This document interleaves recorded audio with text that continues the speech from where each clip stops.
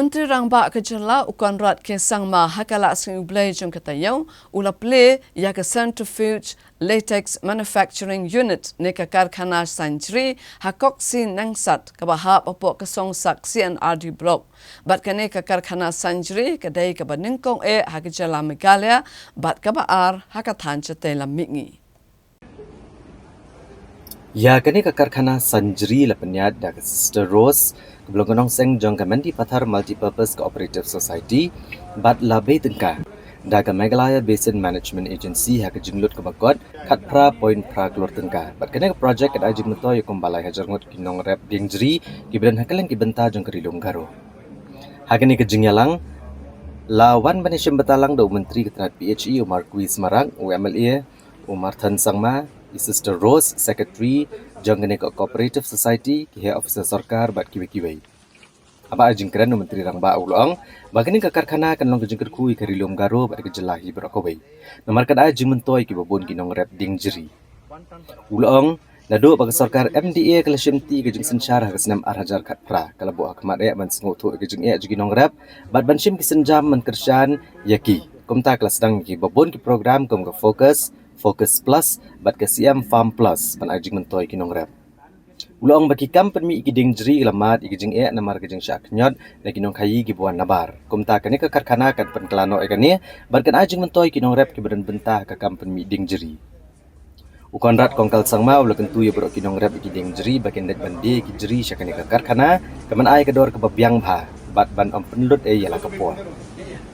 Agani kejeng yalang Ukonrat kongkal sangma ula boru yu mau nong rem bantai ya ka fruit dehydration unit ke benengkong Hakejela Hakejenglut ke bakot arpulai klor tengka ya ke bantai pendap hau nai wieng jong senam manwan barkani ke projek kat ajing meto ya palat san hajarngut kinong rep in East Garo Hills and as you can see behind me we are here to lay the foundation for the fruit dehydration unit.